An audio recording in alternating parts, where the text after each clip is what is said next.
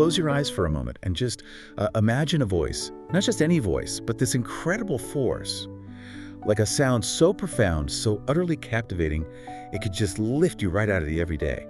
A voice that somehow skips past language barriers, goes straight to your soul. Yeah. It's been described actually with a Pavarotti-like vocal range. That's quite a comparison. It is, and this almost magic stardust quality, something that just transcended every boundary you could think of. Yeah. That's the kind of artistry we're diving into today. That really sets the stage. Welcome to the deep dive.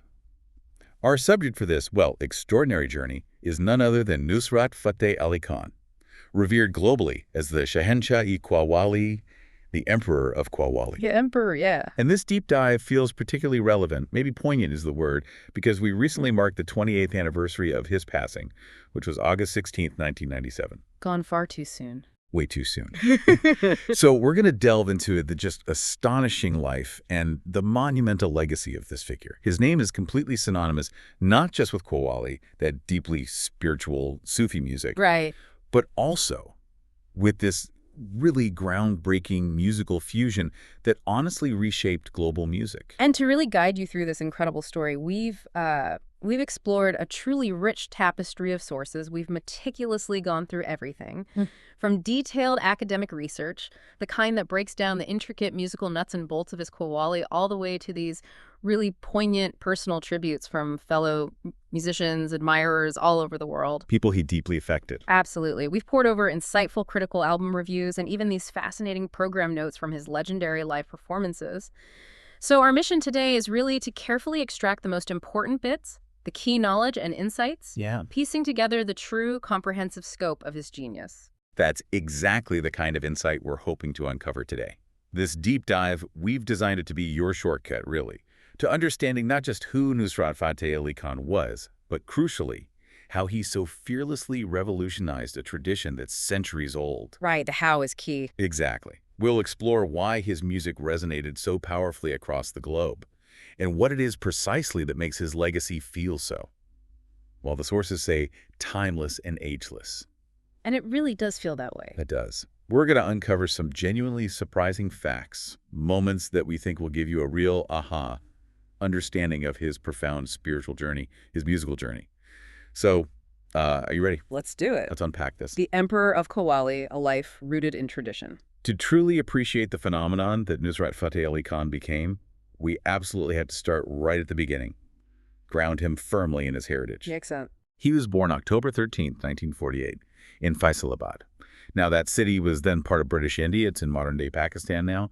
But this wasn't just, any birth. It was like an entrance into a destiny already woven with music, with tradition, with this deep spirituality. Indeed. His path was, in many ways, you could almost say predetermined. Nusrat Fateh Ali Khan hailed from an astonishing 600-year lineage of Qawwals. 600 years. Think about that. 6 centuries of family tradition, an unbroken chain of musical inheritance just deeply entrenched in this specific spiritual musical form. Wow. His own father, Ustad Fateh Ali Khan, was a highly prominent Qawwali singer himself, a big name, and he was his son's first and, you could argue, most influential guru. So learning directly from the source. Exactly. This wasn't just about learning songs, it was about inheriting this living, breathing spiritual practice, a profound understanding of music's power, passed down generation to generation. And remarkably, Nusrat started performing professionally when he was incredibly young, only 16. Just 16. It wasn't just inheriting a name or a legacy. It was about seamlessly stepping into these huge footsteps of his ancestors and, immediately making that centuries-old tradition his own, putting his stamp on it. Precisely. And then, after his father's untimely death in 1964, Nusrat was formally given and honestly, undeniably earned through just sheer talent and dedication, the title Shahenshah-e-Qawwali. The Emperor of Qawwali. Which, as you said, means Emperor of Qawwali. And this title wasn't just ceremonial, it was a profound recognition. It signified his immense, undeniable stature in the genre, an acknowledgement that he was like a true monarch in the world of Sufi devotional music, even at that young age. A signal of what was to come. Yeah, it was a clear signal that a new, powerful era of Qawwali had begun. So we've established these deep roots, but, for listeners who might be completely new to this art form, we probably need to clarify, what exactly is Qawwali? Good point. It literally means utterance in Urdu. And at its core, it's this form of Sufi devotional music. It originated way back in the Indian subcontinent, with roots tracing all the way back to the 13th century. So ancient. It's far more than just music, though, isn't it? Yeah. It's a profound spiritual practice, like a channel for connecting with the divine. Absolutely. There's an ethnomusicologist, Regula Burkhart Qureshi, who captures its essence beautifully. She describes Qawwali as an occasion for Sufi devotion. An occasion for devotion. I like that. Yeah. Its fundamental purpose is deeply spiritual, to establish that profound spiritual connection, to inspire love and devotion, and ultimately the goal is to transport the listener to a higher realm. Right. It's designed not just to entertain, but to be this totally immersive, transformative experience, carefully crafted to uplift the soul, guide it towards the divine. And the lyrics in Qawwali are incredibly rich, layered, primarily focusing on praising God, the Prophet Muhammad, and his son-in-law, Imam Ali ibn Abi Talib. Key figures. Definitely. The texts often come from these profound works of ancient Persian Sufi poetry figures like Amir Khusrau, who actually founded the Chisti order of Sufism. Right, a foundational figure. And Hafiz Nizam ud Din Auliya, but also powerful local Punjabi literature from mystical poets like Bulleh Shah. So it's this blend The real mix. of classical Islamic tradition and vibrant regional poetry, all just infused with this spiritual intensity. And these performances, they're typically sung in Farsi, Urdu, and Punjabi, reflecting that diverse linguistic landscape, the cultural heritage of the region where Sufism really flourished. Makes sense. Qawwali is intrinsically linked to its philosophical roots, especially its association with the Sufi Chisti order. Its very origins are in two core Sufi practices: sama, which literally means listening or audition, and zikr. Zikr, remembrance. Right, remembrance, often involving that repetitive invocation of God's name, divine attributes. These aren't just separate rituals, they're intimately connected. The music of Sama is meticulously designed to help with the inner remembrance of zikr, pulling the devotee closer to the divine. Wow. Our sources actually describe these practices as essential vehicles for revelation and union with the divine. So the music becomes this active, living pathway to spiritual truth. Okay, this is where the profound depth really hits you, I think. The poetry in Qawwali is often deeply allegorical, symbolic. Very much so. So for someone new to it, terms like beloved, face, tresses, even wine and tavern, they might sound like, I don't know, secular love poems, maybe even a bit racy. Right, you could easily misinterpret them. But within the Sufi tradition, these terms carry much, much deeper spiritual meanings. Beloved almost always means divine love for God or the Prophet, this yearning for union. So ultimate beloved. Exactly. The face, or tresses, can signify the spiritual qualities of the master, drawing the devotee in. Wine represents that intoxicating knowledge and love of God, spiritual inebriation. Not literal wine? Not literal wine, no. And the tavern symbolizes the spiritual master, the sheikh, whose heart is seen as this container for God's boundless love. Ah, okay. Understanding this really helps listeners grasp the layers of spiritual devotion, mystical experience, just beneath the surface of the words. It's like a sophisticated, coded language of the soul. It invites contemplation, not just literal reading. The art of performance, from tradition to trance. Moving into the performance itself, it's really crucial to get that Qawwali is an art primarily transmitted orally. Orally transmitted, so not written down. Not like reading fixed sheet music, no. Yeah. This really emphasizes its living, breathing, ever-evolving nature, rather than being locked into a static written score. It's a dynamic tradition, passed directly master to disciple, allowing for improvisation, this deep, intuitive understanding of the form. This oral transmission means every performance is unique, shaped by the moment, the energy in the room. And what's particularly fascinating and probably quite freeing for the artists is that there's no set program for a Qawwali performance. Right, no fixed playlist. Instead, songs are chosen dynamically according to the mood of the artists and the feel of the gathering. This allows for incredible spontaneity, right? A deep, intuitive connection with the audience, responding to the spiritual energy. Absolutely. The performers aren't just playing songs, they're sensing and reacting. Each recital becomes this unique spiritual conversation. So how does it usually flow then? Is there a typical structure? There's a general flow, yes. It typically begins with a hamd. A hamd, praise for God. Exactly, a devotional poem praising God. For instance, a common hamd like, O Living and Eternal God, explores these universal themes. Divine goodness, acknowledging human flaws, praising God as the creator, calls for mercy. And even expressing this profound letting go of worldly desires to become a humble servant of Muhammad, this opening piece really sets a devout, reverent tone, grounding the audience before the main journey starts. Okay, so you start with the Hamd. What comes next? Following the Hamd, you'll almost always hear a Nati Sharif. This is a song dedicated specifically to praising the Prophet Muhammad. Ah, okay. A beautiful example, often performed, is O Mustafa, Light of the Right Path. It highlights themes like the Prophet's unmatched beauty, his character, the blessings from his family. These opening pieces truly establish the spiritual and emotional foundation for the whole recital. Guiding the listener's focus. Precisely, towards devotion and veneration before moving into those more expansive mystical themes. So after these initial praise songs, then what? Does the artist have more freedom? Exactly. After these, the artist has the freedom to choose from this vast repertoire of mystical texts, poetic forms. It could be a classical Persian poem, maybe like I Don't Know Where I'm Going by the famous 13th century poet Amir Khusrau, which delves into themes like self-annihilation, the overwhelming power of divine love. Or they might choose a kafi. A kafi? What's that? It's a Sufi poem, usually in a local dialect like Punjabi. For example, I fell in love with a heartless man and was forced to weep in secret. Sounds intense. It is. It explores themes of human suffering, unrequited love, that deep longing for the beloved, often a metaphor for the divine. The selection at this point really depends on the emotional, the spiritual direction they want the performance to take.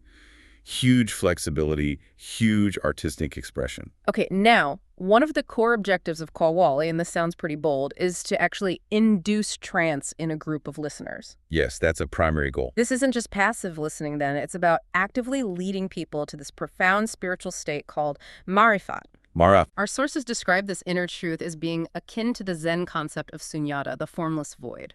Now, that's a powerful comparison, but maybe a bit abstract for some. Can you help us understand what this formless void really means here, and how music can actually be a pathway to something so non-conceptual? It's a great question, because void here isn't emptiness like we usually think of it. It's more a state beyond form, beyond thought, beyond dualities. Like, imagine shedding all mental labels, ego, the things defining our ordinary reality. Okay. What's left is this pure, undifferentiated awareness, Mm-hmm. a boundless space, that's sunyata. Qawwali, with its hypnotic rhythms, its melodic arcs, the repetitive vocals, it aims to quiet that shattering mind, bypass the intellect. Right. As the words kind of melt into pure sound, the listener is invited to let go of their usual mental anchors, opening up to a direct, non-conceptual experience of that profound, liberating, formless void. Nusrat was a master architect of that journey. Guiding people inwards. And the physical signs of this musically induced ecstasy, which Sufis call how, the state of mind, can be quite striking to see, right? Definitely. It can range from rhythmic head movements, swaying, maybe subtle at first, to more intense expressions, spontaneous vocalizations, clapping, even, as the sources say, violent convulsions. Wow. It makes you think of those energetic gospel revival meetings and other traditions. It's a fascinating parallel. Yeah.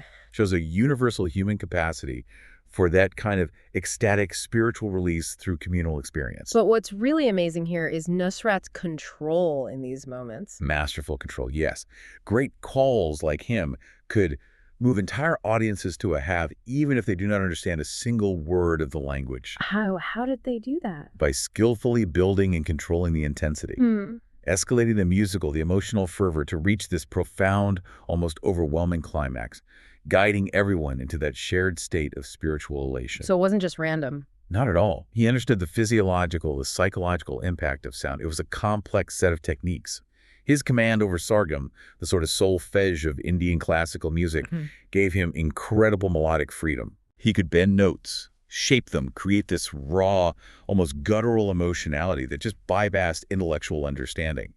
And secondly, the rhythmic cycles, the tals in Qawwali, are inherently hypnotic. They build in speed, complexity. Yeah, you feel that pulse. Exactly. Nusrat was a master of accelerating, decelerating these rhythms, creating this tidal wave of sound that would literally wash over the audience, pulling them into a shared, nonverbal state of ecstasy. You really see Nusrat's deep personal connection to Sufi philosophy just woven into his art. Absolutely. He wasn't just a performer doing a traditional thing. He was a true believer, living and breathing it. He said it beautifully. My music is the spiritual expression of what I am, my faith, my knowledge, my being. Powerful words. For him, the music wasn't separate from his core identity, his conviction. That's right. He saw Qawwali as liberation itself. He even said that one must be willing to release one's mind and soul from one's body to achieve ecstasy through music. Wow, release the mind and soul from the body. Which brings us back to that important question we touched on. How does pure sound, stripped of intellectual understanding, connect to such a deep, universal, spiritual core? It really speaks to something fundamental about us, doesn't it? This inherent human capacity to be moved, transformed by vibrations, melody, rhythm, reaching a place beyond words. It challenges our usual focus on language for understanding. You're suggesting Nusrat kind of bypassed that, tapping into maybe a shared human spiritual frequency? I think that's a great way to put it. His innovation might have been less about what he sang, in terms of specific words, and more about how he delivered it, transforming even traditional pieces through sheer vocal power and intention. That makes a lot of sense. His voice became the primary language, and this leads us perfectly into his revolutionary side. Revolutionizing Qawwali, the fearless innovator. Nusrat Fateh Ali Khan was truly, well, a force of nature when it came to his art. Huge respect for his lineage, obviously. Centuries of it. But he was also described as so creative and fearless, someone willing to experiment with styles of music. Famously, he'd jam with anyone. He had no boundaries. Which wasn't always the case with traditional Qawwals. No, quite a contrast to some purist Qawwals who stuck rigidly to tradition. And that's precisely what set him apart, allowed his music to reach this huge global audience. He was both a guardian and a real reinventor. He really skillfully bridged eras, evolving the genre while still profoundly honoring its roots. For instance, he adapted the traditional Qawwali ensemble quite intelligently. Oh, so? He replaced instruments like the sarangi, beautiful bowed instrument, but notoriously needed lengthy retuning breaks during performances. Right, which might lose a modern audience. Exactly. Modern international audiences used to seamless concerts wouldn't really tolerate that, so he strategically replaced it with the harmonium. Ah, the harmonium. Which allowed for continuous, fluid performances without sacrificing the spiritual message or the authentic core. It was a critical, practical innovation that made Qawwali more accessible, more palatable to a wider audience without watering it down. And his fearlessness went way beyond just instruments. He was audacious in weaving in diverse musical and poetic elements. He'd seamlessly bring in ghazals, that form of romantic poetry, often about longing. Popular film songs, traditional Punjabi folk tunes, even Sikh shabads, hymns from their holy scripture. Really mixing it up. He proved through his art that tradition could not only survive, but truly thrive and expand through bold reinvention, a willingness to embrace other forms, creating this richer, more inclusive tapestry of sound and meaning. And the really groundbreaking stuff started taking shape in the 1970s. That's when he began introducing Western instruments into the traditional Qawwali ensemble. Western instruments in Qawwali. Yeah. A really significant departure from centuries of practice, a move that our sources say breathed new life into the genre, opened it up to entirely new possibilities, new audiences, laid the groundwork for his global rise. It was a calculated risk, but it paid off massively. And a pivotal moment, the one that really launched him internationally, that was his collaboration with Peter Gabriel, right? Co-founder of the WAMED Festival. Absolutely key moment. His 1985 performance at WAMED in the UK was legendary, a landmark event that significantly boosted his international profile, served as a crucial stepping stone for his global popularity. I think there's a photo from his '88 WAMED performance that really captures that energy. Yeah, those WAMED performances were electric. Sources say Gabriel was just instantly captivated when he first heard Nusrat. Knew he was hearing something utterly unique, raw power, profound spiritual depth. His instinct was, I need to bring this to the world. And he did, through film soundtracks, too. Exactly. Nusrat's voice soon found its way into films, expanding his reach even further. He contributed to Peter Gabriel's score for Scorsese's The Last Temptation of Christ in '88. Right. Controversial film, but amazing score. It was his initial powerful introduction to a mainstream Western film audience. And later, his haunting collaboration with Eddie Vedder from Pearl Jam. Eddie Vedder, wow. Yeah, for the film Dead Man Walking in 1995. That earned him a Grammy nomination, solidified his presence, his impact in the Western music industry. Okay, and this is where the fusion work gets really revolutionary. His partnership with the Canadian guitarist and composer Michael Brock. That was a game changer. Absolutely transformative. Together, they recorded the landmark album Must in 1990. It brilliantly blended traditional Sufi poems, Nusrat's transcendent vocals, with Brooks' dark palette of slap bass, reverb-laden percussion, and electric guitar. Sounds like a wild mix. It was a daring sonic experiment. Their second album, Night Song, from '96, got another Grammy nomination for Best World Music Album. Critically acclaimed everywhere. The New York Times called it a Westerner's dream of mysticism. High praise. And Billboard USA hailed it as an album for the ages. Really cemented his status as one of the world's absolute top singers. So how did Brooke, coming from a Western background, approach blending these seemingly totally different musical worlds? Qawwali is so specific, so spiritual. Brooke approached it with huge respect, but also an experimental ear. He wasn't trying to, westernize Qawwali. It was more about creating a new sonic landscape where Nusrat's voice could shine in a contemporary context. Ah, okay. He really understood that Nusrat's voice itself was the central instrument. His role was to provide this supportive, atmospheric, sometimes subtly rhythmic framework. He talked about finding the common ground, the universal emotion, the rhythmic pulse that could bridge these two traditions. Finding the bridge. And what's truly remarkable, a real testament to their collaboration, is this recent discovery, an album called Chain of Light, recorded with Michael Brooke in 1990, actually before Must came out. Before, wow. Yeah. This collection has 4 traditional Qawwali compositions. Mm-hmm. Ya Ali Ya Reman, Shikamitrandi, Ya Gaus Ya Miran. This album gives us this extraordinary window into Khan's voice at the height of his powers, purely in the traditional Sufi style. So pure Qawwali, but record with Brooke. Exactly.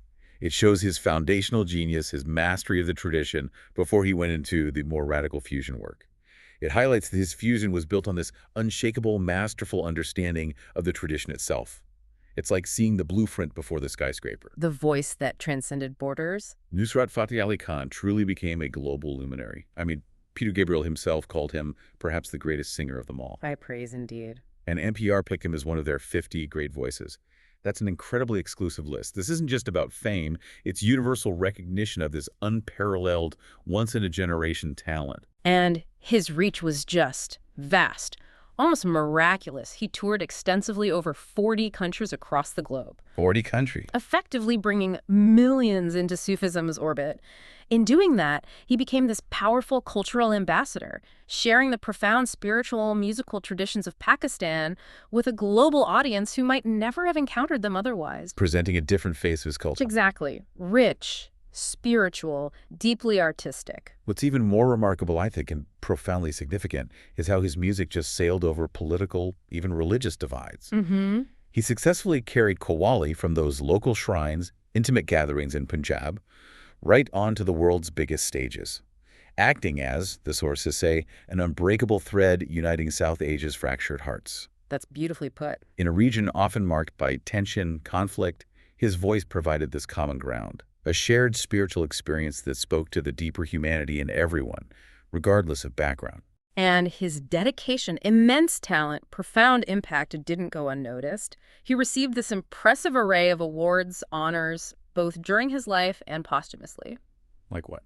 Pakistan's highly prestigious Pride of Performance Award back in '87, the International Award for Best-Selling Pakistani Artist in the UK in '92, the Grand Prix des Amériques in Montreal in '95, the UNESCO Music Prize, even a posthumous UNESCO Commendation Certificate in 2008. Wow.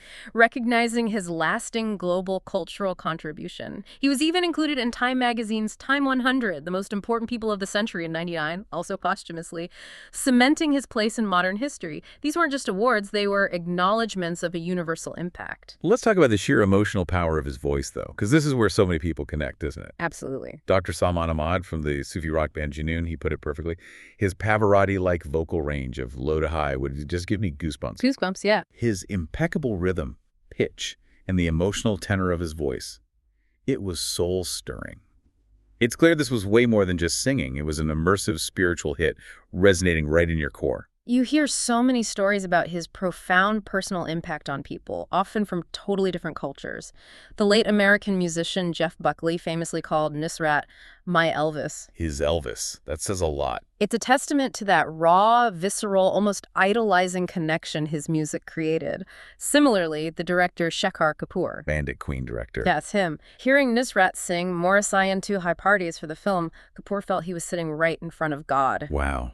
Just sitting in front of God. It raises that question again. How did he manage to evoke such profound, almost divine feelings in so many listeners, often people who didn't understand a word of the language? It speaks to this truly universal spiritual resonance his voice tapped into. It's kind of a mystery, that human connection through pure sound. It must be, because his passion and charisma transcended both language and musical style. Yeah. In a way that deeply connected with people.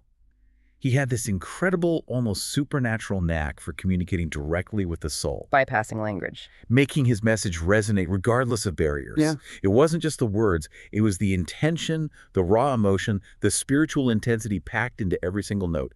A direct, heart-to-heart thing that felt deeply personal. We can illustrate this power with specific songs.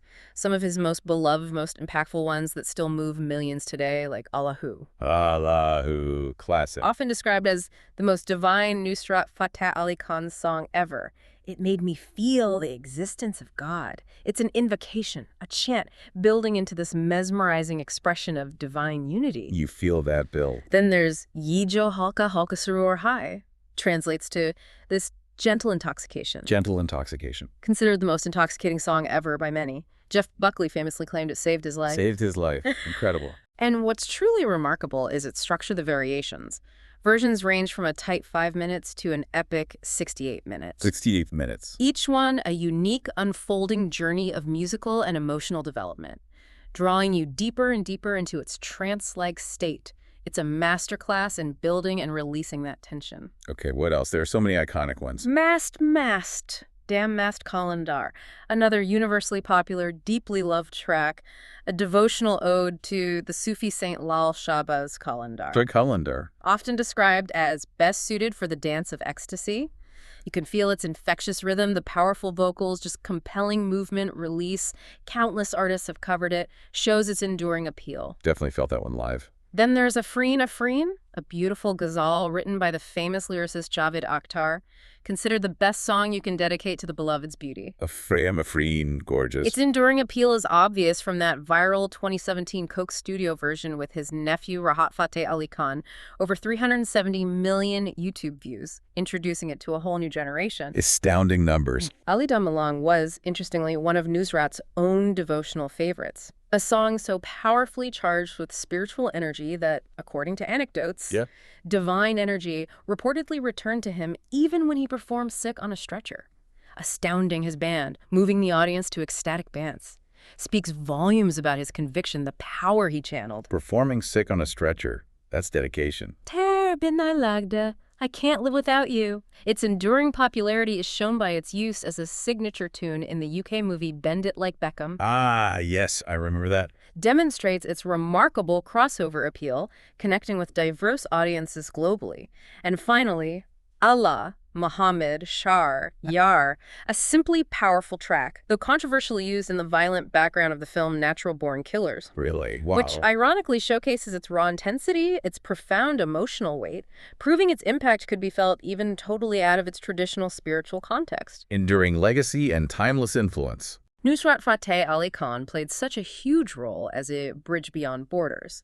The sources note how his Qawwali endured as an unbreakable thread uniting South Asia's fractured hearts, even with reformist pressures, political tensions. Which were very real. His art held this diverse, often divided region together, a shared cultural touchstone through that universal language of music. His influence spread significantly into Bollywood, too.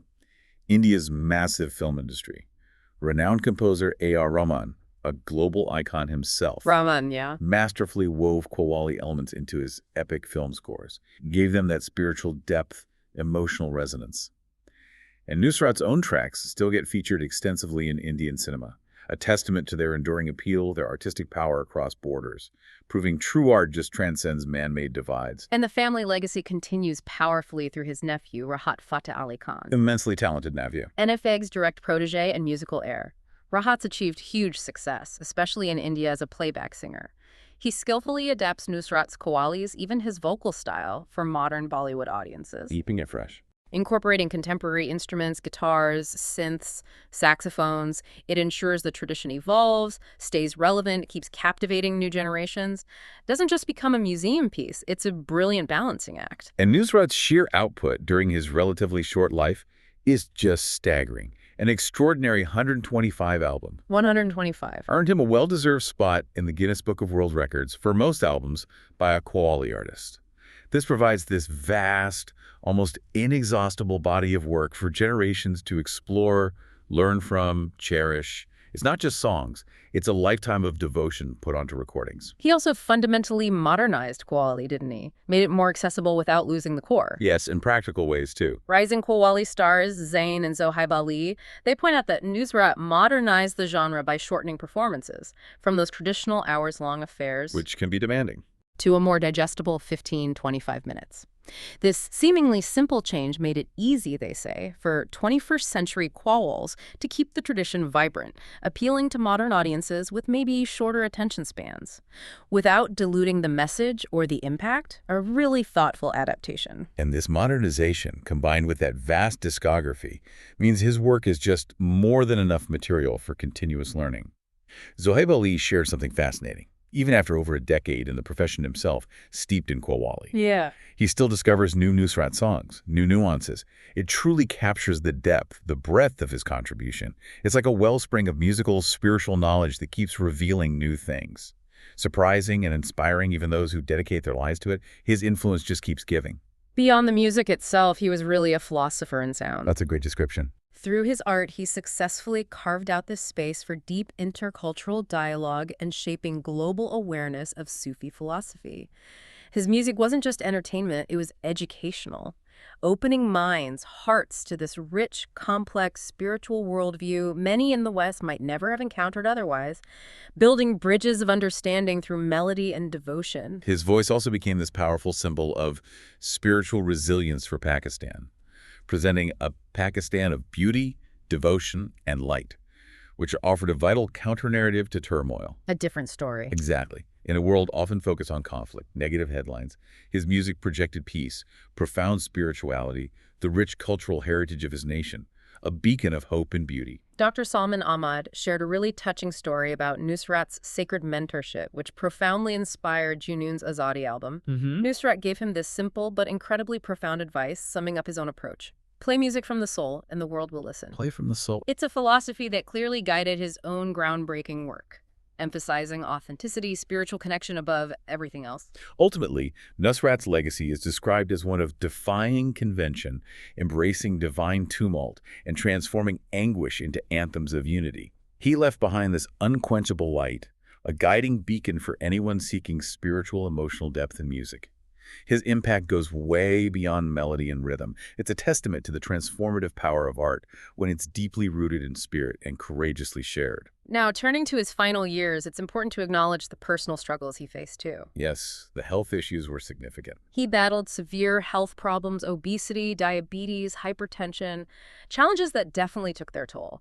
Yet, despite all that, he maintained this incredibly prolific musical output, kept touring, kept performing with unmatched energy and passion. Right up to the end. Dr. Salman Ahmad recalled seeing him not looking well at all shortly before he passed, underscoring the immense personal cost of his unwavering dedication to his art. And tragically, his extraordinary journey ended far too soon. He passed away on August 16, 1997, only 48 years old, from a heart attack in London, where he had been getting treatment. 48, so young. As his collaborator Michael Brooks so poignantly said, he was cut down in his prime, just as his groundbreaking fusion work was becoming very intriguing, hinting at even more revolutionary music that might have come.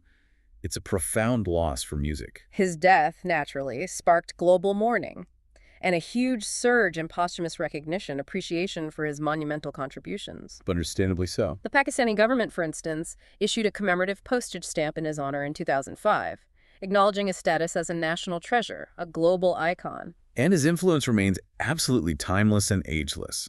Michael Brook firmly believes his music will keep being consciously or unconsciously sampled by Indian and Pakistani singers and referenced globally, much like the enduring foundational impact of bands like the Beatles or Led Zeppelin. Part of the musical DNA now. Exactly.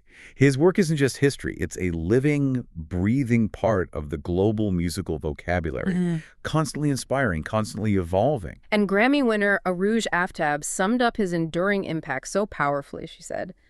The command he had over the hours-long pieces was not only arresting, but also invoked and invited a freedom to the listener. He freed a lot of voices, and he continues to do so, unparalleled. Freed a lot of voices. What a legacy. What an incredible testament to his profound artistry and his legacy of liberation. And there you have it, an incredible journey through the life, the unparalleled legacy of Nusrat Fateh Ali Khan.